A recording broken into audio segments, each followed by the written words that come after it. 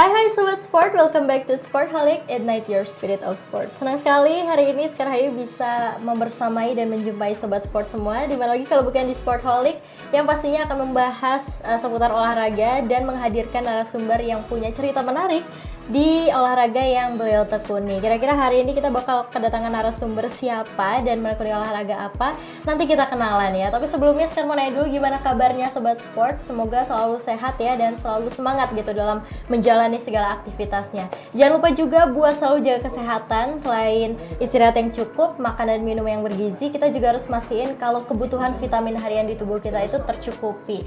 Makanya aku di sini mau rekomendasiin salah satu produk multivitamin yang bisa ngebantu kita menjaga kesehatan tubuh kita, yaitu Oronamin C. Oronamin C ini Sobat Sport punya kandungan vitamin lengkap dan aman untuk dikonsumsi setiap hari. Jadi bisa banget membantu kita memenuhi kebutuhan vitamin harian tubuh kita. Jadi jangan lupa Sobat Sport jaga kesehatan ditemenin sama Oronamin C. Oke, tanpa lama-lama lagi coba kita kenalan dulu gitu ya. Kita sapa dulu narasumber kita hari ini. Halo. Halo. Wah, luar biasa, cantik sekali. Hari ini kita kedatangan narasumber cantik. Kira-kira namanya siapa, dari fakultas dan jurusan apa? Boleh dong kenalan dulu. Halo, jadi perkenalkan nama aku Zara Siraja Firdausi. Kamu bisa manggil aku Sarah atau siapapun yang kamu mau. Aku dari Fakultas Ilmu Budaya dan aku dari Prodi Pendidikan Bahasa Inggris Batch 2024. Oke, berarti pendidikan bahasa Inggris Yeah. tahun 2024 Yeah. ya. Sarah. Oke, kita Sarah. panggil Sarah ya, Sobat Sport. Sarah, boleh dong di-spill menekuni olahraga apa sih selama ini? Selama ini aku menekuni olahraga karate. Itu mulai dari kelas 1 SD. Oh, dari kecil banget ya? Dari kelas 1 SD. Iseng sih sebenarnya. Cuman nggak tahu kenapa jadi hobi. Tapi sempat vakum di kelas 1 SMA. Tapi alhamdulillahnya aku memutuskan buat balik lagi ikut karate waktu di UB ini sih. Oke, berarti memang dari kecil awalnya iseng-iseng gitu kan ya ikut karate, terus keterusan Iya. sampai hari ini masih ikut karate gitu. Bener. Pastinya di perjalanan panjang itu ya Sobat Sport, Sarah punya cerita-cerita menarik yang nanti kita bakal kulik ya, kalau boleh ya. It's okay. Oke. Nanti mungkin bisa menjadi inspirasi juga untuk Sobat Sport tentang gimana sih caranya menjaga semangat, atau mungkin apa sih yang membuat Sarah nantinya memang memutuskan untuk menekuni olahraga ini gitu kan.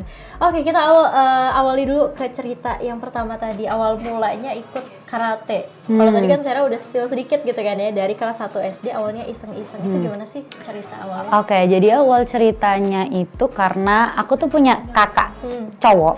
Dia itu sempat ikut karate waktu SD. Kebetulan kita di SD yang sama, tapi ketika Mas lulus aku masuk. Oh. Nah, terus aku tuh ngelihat baju karate di lemari tuh.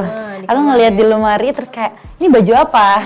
Terus habis itu aku tanya ke orang tua aku, ini tuh baju karate. Nanti kamu ikut karate ya waktu masuk SD. Itu aku masih TK. Terus habis itu aku kayak bilang ke mamaku, aku mau ikut karate deh nanti waktu SD, karena waktu itu badanku gede banget jujur. Kayak orang-orang tuh takut karena badanku gede dan aku tuh kayak kang pukul ya, bisa dibilang kayak gitu. Kayak serem nih. Iya kayak gitu lah. Kayak banyak temanku kayak, udahlah, ih takut ada anak karate gitu. Jadi ya udah deh aku ikut, dan akhirnya kayak aku ikut di ekstrakurikuler dulu sebelumnya di kelas 1 sampai kelas 3 aku ikut ekstrakurikuler, terus aku lanjut buat ikut ke klub.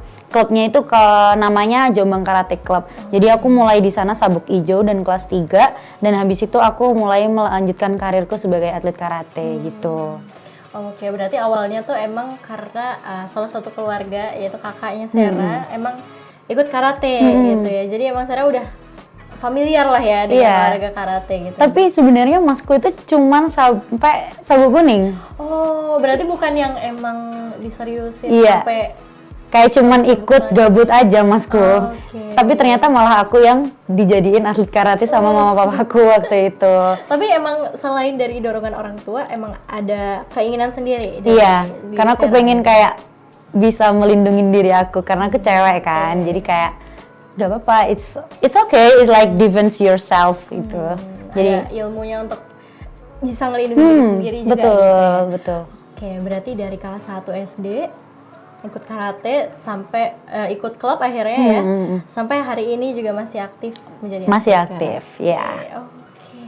Nah, apa sih yang bikin Sera akhirnya kan kalau dari support keluarga pastinya dari cerita Sera tadi emang support banget ya Iya, untuk banget. ikut karate gitu kan. Tapi apa sih yang dari dalam diri Sera sendiri yang bikin Sera tuh akhirnya kayak oh kayaknya karate ini emang cocok nih di aku. Mungkin kan ada ya beberapa orang yang kayak nyoba dulu ternyata kayaknya kurang cocok deh di olahraga ini. Tapi apa yang bikin memutuskan untuk menekuni karate sampai hari ini? Oke, jadi aku mau cerita dulu. Dulu itu aku sempet pengen jadi atlet renang. Oke. Jadi waktu aku TK tuh aku udah dilesin renang sama orang tua aku. Tapi orang tua aku bilang kayak, kamu kok nggak berkembang ya di renang? Kok kamu makin gendut? Karena motivasi orang tua aku mengikuti aku ngikutin olahraga tuh kayak biar kamu kurus.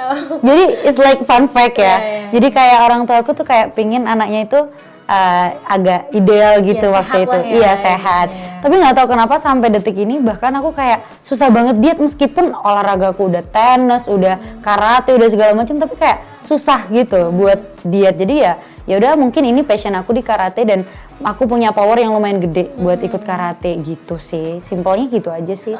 Karena powernya karena coachku juga bilang, Simpeku itu bilang kalau misalnya kamu tuh powernya gede tapi apa ya? Kecepatannya tuh kurang, karena mungkin karena agak gede gitu kan, jadi mungkin lebih mengeluarkan ke powernya gitu, jadi kayak lebih confident di aku juga karena nggak dijudge gitu, jadi kan ada something like there is bullying, it's like it's really common in Indonesia, jadi aku kayak aku mau membentengin diriku, jadi nggak berani yang bakal bully aku gitu. Jadi at least ada value yang apa ya spesial ya di betul. Jadi orang nggak cuma ngeliat dari luarnya aja gitu. Betul. Aku punya nilai ini loh, aku punya ilmu ini loh. Iya. Oke, luar biasa ya Sobat Sport. Jadi emang di balik keinginan mungkin juga dorongan dari orang tua untuk anak kita tetap sehat, Sera sendiri juga ada gitu motivasi dari dalam diri untuk aku harus punya nih ilmu buat ngelindungi diriku sendiri. Ada motivasi untuk nggak ada orang yang boleh ganggu aku gitu intinya ya untuk melindungi diri gitu. Iya betul. Sebagai perempuan gitu ya. Oke, luar biasa. Nah pastinya masih banyak cerita yang bisa nanti Sera sampaikan ke Sobat Sport, tapi kita bakal jeda sebentar gitu kan. Kita akan lanjut setelah yang satu ini. Jadi Sobat Sport jangan kemana-mana, tetap di Sportholic, Ignite Your Spirit of Sport.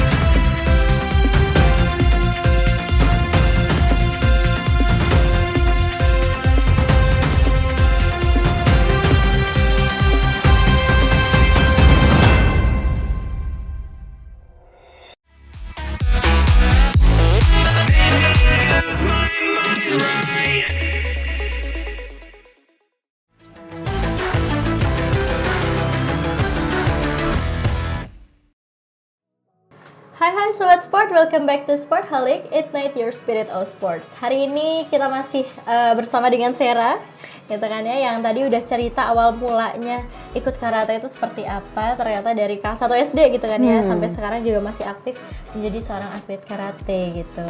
Dan kalau tadi kita udah denger cerita awal mulanya gitu kan ya, behind the story-nya gitu kan, dari perjalanan Sera sampai hari ini masih ikut karate, kita sekarang bakal kulik-kulik tentang riwayat gitu kayak pengalaman ikut turnamen-turnamen atau kejuaraan-kejuaraannya. Kan pasti perjalanan sebanyak itu sepanjang itu juga sering lah ya ikut kejuaraan, apalagi ikut klub gitu kan ya. Mungkin bakal sering didorong untuk ikut kejuaraan, bener? Iya bener banget. Boleh dong diceritain kejuaraan apa aja sih yang pernah diikutin? Mungkin kalau kayak gitu kan terlalu banyak ya. Prestasi apa yang paling berkesan sampai hari ini, paling membanggakan mungkin? Mungkin kalau misalnya SD, SMP kejauhan ya Kak, karena aku SMA kan vakum ya. Mungkin aku bakal cerita waktu di kuliah aja. Iya, Jadi tahun 2025 kemarin kan ada ajang Pomprov tuh. Dan alhamdulillahnya aku ditunjuk buat jadi salah satu atlet kelas min 68 kg putri yang main di Pomprov waktu itu. Dan alhamdulillahnya aku mendapatkan juara 3 dan juga juara 2 bergu. Terus setelah Pomprov itu aku sempat mengikutin juga UNER Cup. Jadi di sana itu ya lumayan rame ya, lumayan ada banyak orang. Dan aku alhamdulillahnya berguku kata yang terbentuk hanya H-1 itu dapat juara 1. Jadi kita kayak instan, kayak sangat-sangat cepat buat belajar dan kita dapat juara 1. Nggak tahu ya, mungkin rezeki. Terus habis itu untuk komitenya, karena aku kan lebih fokus ke komite ya saat ini. Jadi aku alhamdulillah dapet juara 2 karena waktu itu kondisiku lagi kurang fit juga. Sebenarnya aku gak pingin main tapi kayak udah main aja karena ini kesempatan kan. Jadi ya alhamdulillah dengan dapet juara 2 itu menurutku udah sangat memuaskan ya waktu itu. Tapi kayak ya it's enough.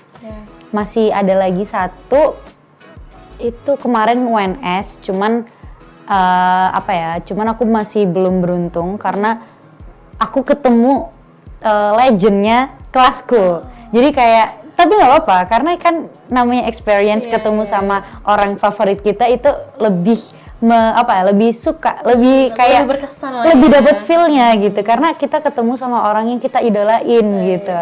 Dan bisa tanding. Iya benar, gitu ya. meskipun hasilnya kalah tapi aku kayak wow gitu, it's okay. Oh gini ya rasanya. Iya, oh gini ya pukulannya. Oh segini ya powernya. Iya benar. Powerku yang udah segede ini masih kalah gitu kan, kayak wow, it's really impressive. Ya. Dan itu juga justru jadi ini ya, motivasi juga gak sih? Dorongan Bener. Jadi motivasi kayak aku harus bisa nih, bisa ngalahin dia di suatu saat nanti gitu. Keren banget. Nah, menarik yang tadi tuh yang beregu kata yang pembentukannya H-1 tapi ternyata dapat juara 1. Iya. Itu gimana ceritanya kok bisa baru terbentuk H-1? Jadi sebenarnya kan aku kan dasarnya itu aku tuh bisa dua-duanya, bisa kata, bisa komite. Kalau kata itu yang seni, kalau yang komite itu yang berantem. Nah, kalau aku di klubku yang dulu, aku tuh emang fokusnya ke kata, ke yang seni. Cuman karena di kuliah ini aku lebih fokus ke yang berantem.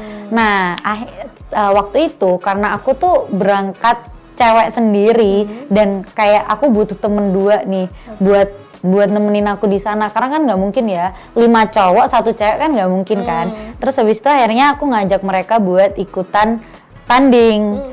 Terus habis itu kayak mereka nawarin aku mau ikut tapi kalau kita bisa bergu. Jadi kita kan harus bertiga ya. Jadi nggak mau individu? Iya nggak mau individu. Ya? Mereka mau individu, tapi harus ada bergunya juga. Karena bergu tuh kayak lebih berpotensi medali daripada yang individu gitu loh Kak.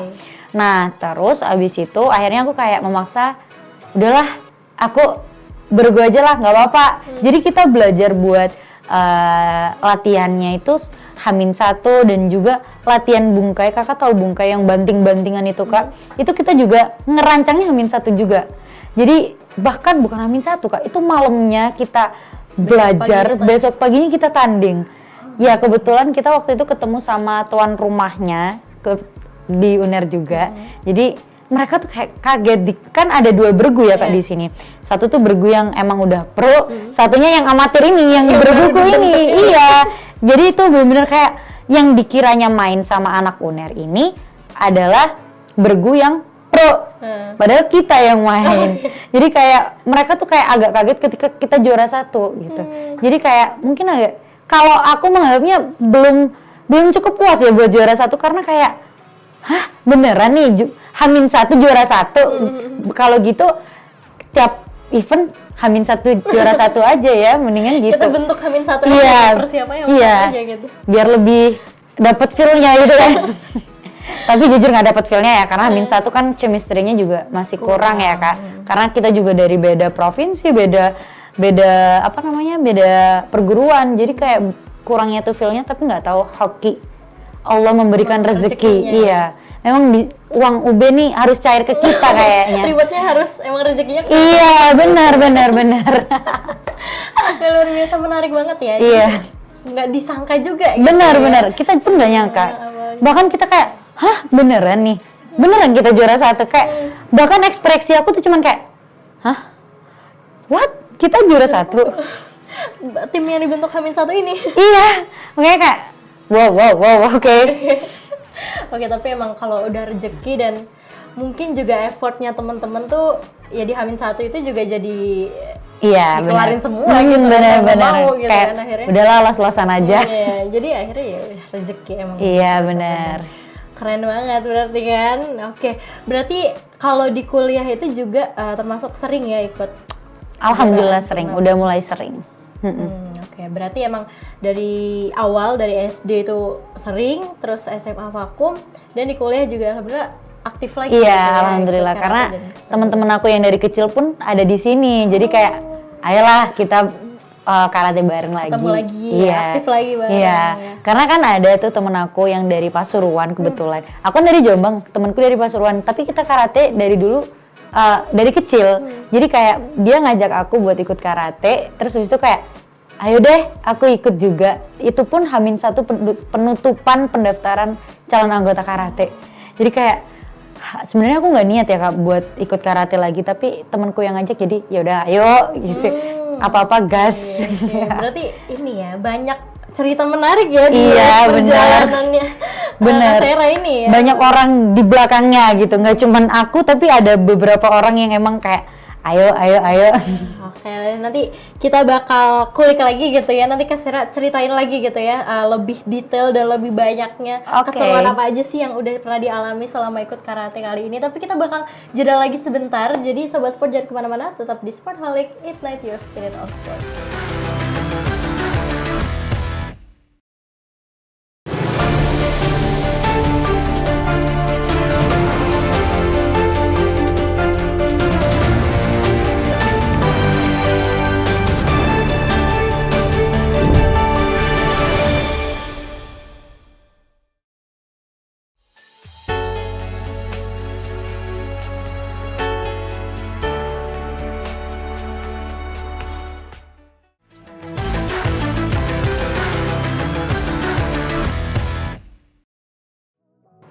Hai Sobat Sport, welcome back to Sportholic, Ignite Your Spirit of Sport. Masih sama Sekar di sini dan narasumber kita hari ini ada Sera yang tadi udah cerita banyak banget ya, mulai dari awal mula ceritanya gimana sih Sera akhirnya bisa ikut karate gitu kan, sampai hari ini masih aktif di kuliah, terus juga prestasi-prestasi yang pernah Sera raih, terus pengalaman kejuaraan yang tadi juga ada cerita unik ya. Iya benar. H-1 membentuk tim, persiapan segala macam, dapat juara 1 gitu kan. Tapi kalau ngomongin tentang prestasi gitu kan ya, ada nggak sih yang Sera rasain tuh akhirnya kayak dari prestasi itu mungkin tadi yang udah di-spill selain dapat reward pastinya kan dari instansi, dari sekolah, mungkin dari kuliah, dari kampus, ada nggak sih hal lain yang kayak oh ternyata aku bisa dapetin ini nih kalau ikut karate gitu?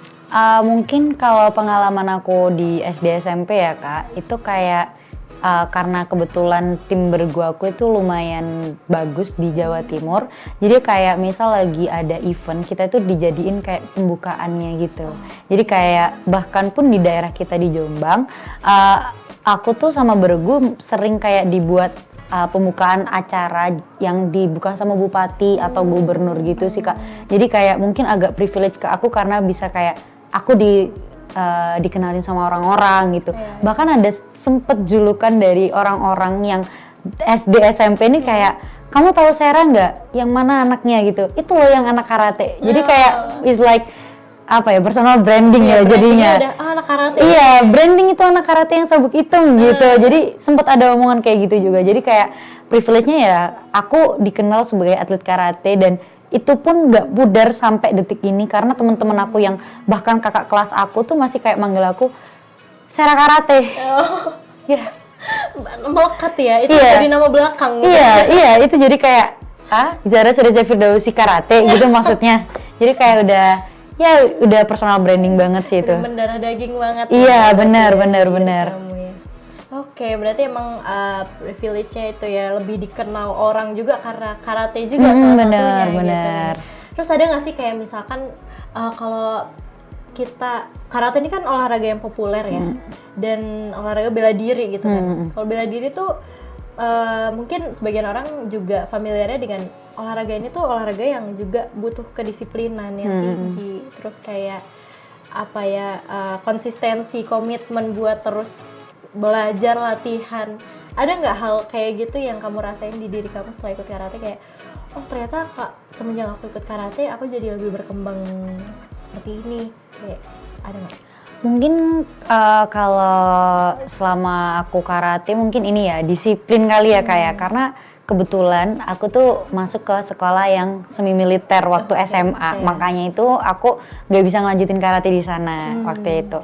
Nah mungkin karena aku dari kecil ini udah ikut karate dan dilatih disiplin sama coach aku, jadinya aku kayak ya udah aku mau deh masuk SMA ini karena mungkin udah biasa disiplin, dan ya ternyata aku di sana benar-benar disiplin dan bisa dibilang aku adalah orang yang paling disiplin di sana, karena kayak mulai dari waktu, mulai dari kayak kumpul-kumpul gitu aku paling suka pertama gitu, jarang molor gitu.